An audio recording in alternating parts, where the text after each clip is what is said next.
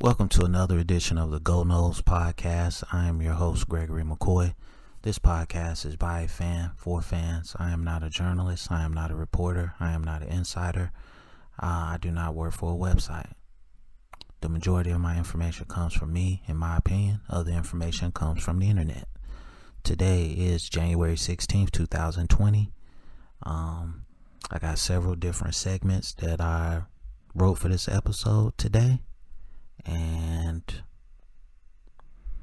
let's go ahead and jump right in, man.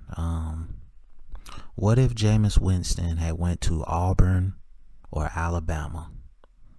How would this have affected Florida State? And this is what I wrote about that. Jameis Winston in 2012 was a 5-star quarterback. What if he had went to Alabama or Auburn instead of Florida State? 2012 was his red shirt year. 2013, he won the national championship. And 2014, he lost to Oregon in the college football playoff semifinal. And he went pro after that.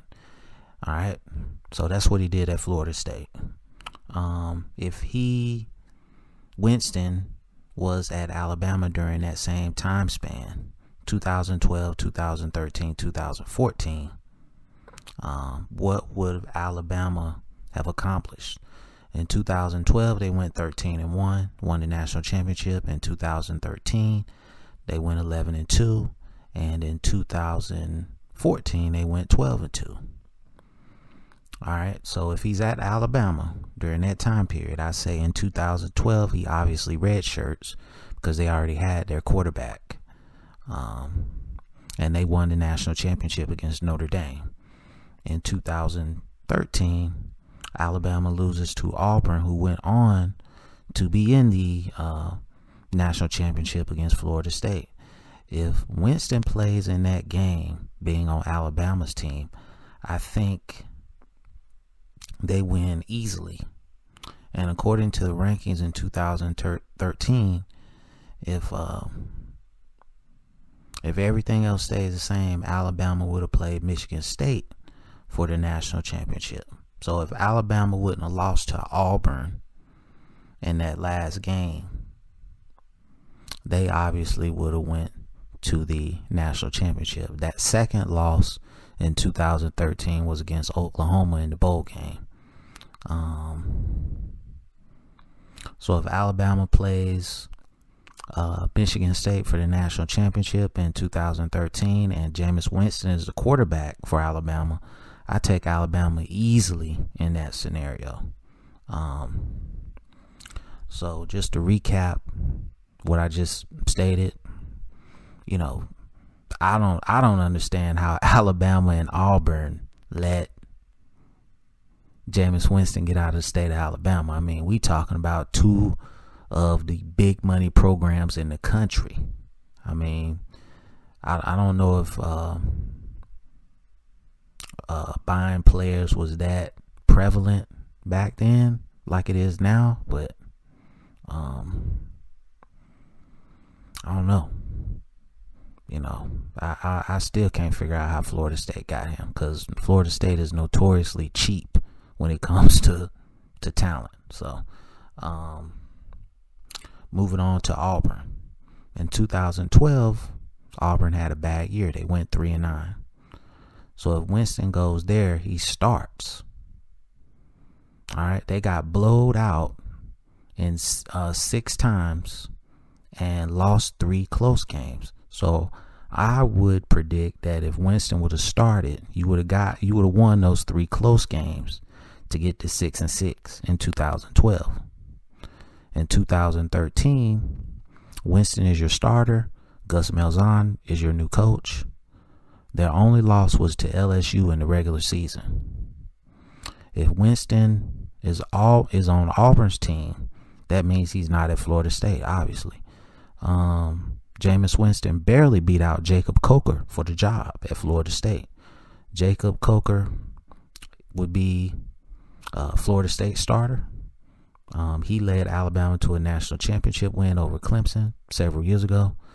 I still think, and in this imaginary universe, that Florida State gets to the national championship versus Auburn. I predict it would be a shootout, just like the real game. And I think Florida State would win it. I think that would have been a heck of a game.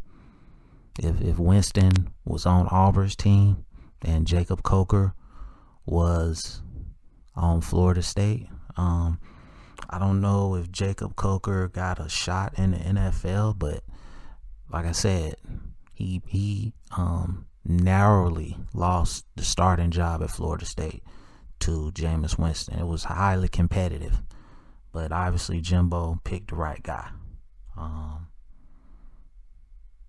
So that's just a little food for thought. What if? So let me know what you think about that segment. Moving on. Let's see. Did changing the logo and color scheme at Florida State bring Florida State bad luck? And this is what I wrote about that. I say yes, it did bring Florida State bad luck. The initial helmets from the uniform and logo change were hideous. Ever since Florida State changed logos and color schemes, Florida State has trended downward. Fans hated this. Why change it now after a national championship win? At least Florida State is going back to the white numbers on the garnet jerseys. I still think until Florida State changes everything back to the way it was, we are cursed. Don't play with history, especially Florida State history. I've never liked these new uniforms. I don't like the huge numbers. I like the smaller numbers. I mean, especially I've probably ranted and raved on this podcast about the black uniforms. I think those are hideous. I hate the garnet and black helmets. Like, just stick with tradition, man. Obviously they've changed the uniform several times in the last 30 years, but it wasn't a complete logo change. It was just, okay, we're gonna make the jerseys darker, or we're gonna make the pants lighter, or whatever. It was just subtle, changes. But this was a complete remake of pretty much everything. So, I'm still upset about that.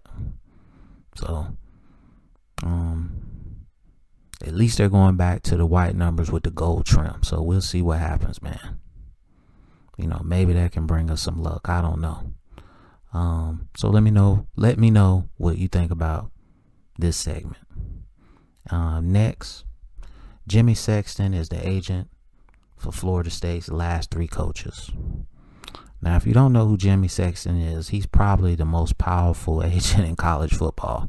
At one point, he represented damn near the whole SEC. That's how powerful he was. I mean, you could basically say he's like the de facto commissioner of college football because he controls so much. And this is what I wrote about him. Jimmy Sexton, the college football super agent for coaches. He has basically controlled Florida State football through his last 3 clients: Jimbo Fisher, Willie Taggart, Mike Norvell. He also represents several NFL pro players. All their contracts equal almost $1 billion. Not bad. At one point, he represented 11 out of the 14 head coaches in the SEC football. This guy, like I said before, is basically the de facto commissioner of college football. Some will say, why pick a guy who has represented? Why would you pick a coach that is represented by the same agent 3 consecutive times? This guy basically represents everybody, man. So it's going to be kind of hard to avoid him. So you don't want to throw dirt on his name, and he basically represents every coach in college football that, in the Southeast at least. And, I basically think when Norvell took the job, Jimmy Sexton probably stepped in and said, okay, you undercut Fisher, you wouldn't give him the money. You definitely lowball Taggart. You know, if my client Norvell is going to sign with you guys, I need certain assurances that you're going to, you know, spend some money on support staff and let him have a full coaching staff. Like last year, the last 2 years, we didn't have a DB's coach. I didn't even know that. I thought just Harlan Barnett's specialty was DBs. That's why they didn't get a DB's coach. But it turns out Harlan Barnett, he wanted a DB's coach so he could fully focus on drawing up schemes for the defense. So it's just crazy how cheap Florida State is. So, you know, I think it was a plus that Jimmy Sexton represented Mike Norvell, because he made Florida State spend more money. That's the kind of power a super agent can have. So we'll see if it translates to the field. I hope it does. Let me know what you think about that segment. All right, so number 4, my fourth segment. Imagine if there was a foot race between Lamar Jackson and Michael Vick. Who would win? So I just got to tell of the tape. I'm be honest with you. I can't really predict this one. And I'm a fan of both guys.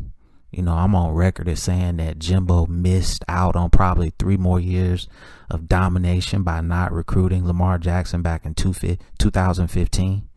I think if you get Lamar Jackson 2015, 16, and 17, you probably are in the college football playoff. 3 years. I mean, it would be crazy that you let that talent, that you let your ego, your ego get in the way of recruiting this guy. So Lamar Jackson, 6'2", 212, 40-yard dash unknown. He refused to run the 40-yard dash at the NFL Combine. From Pompano Beach, Florida. Heisman winner. Michael Vick, 6 foot, 216 pounds. Runs a 4.33 40-yard dash. From Newport News, Virginia. Played in the 1999 National Championship. Like I said, I don't know. I think it's too close to call, man. Very similar players.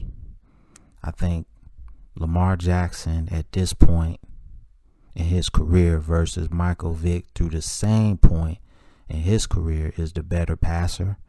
I think Michael Vick developed as time went on. I don't know. So if you guys have an opinion on who would win that race, let me know in the comments. All right, next I did top 10 rivalry trophies, and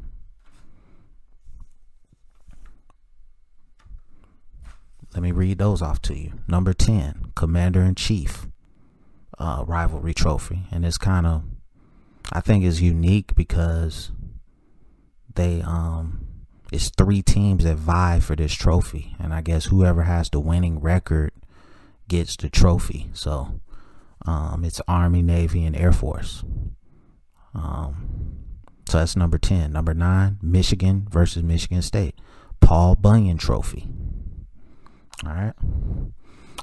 Tulane and LSU, battle for the rag. I just think it's crazy. I put that on there because it's a rag that they're battling for. That's number 8.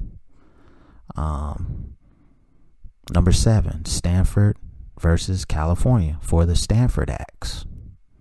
Number 6, Minnesota and Wisconsin for the Paul Bunyan Axe. It's just crazy how big Paul Bunyan is in the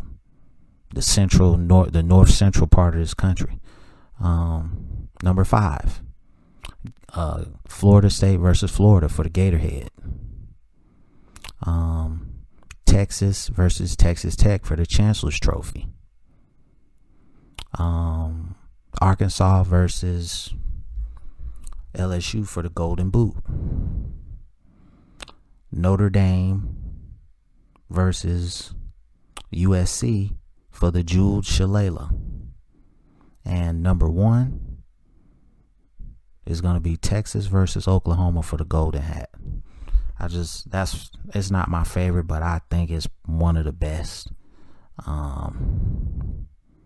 So let me know if you have a favorite team, and obviously your favorite team is Florida State if you're listening to this podcast. But if you're not and you're just listening, let me know who your favorite team is, and tell me who their rival is and what trophy they play for.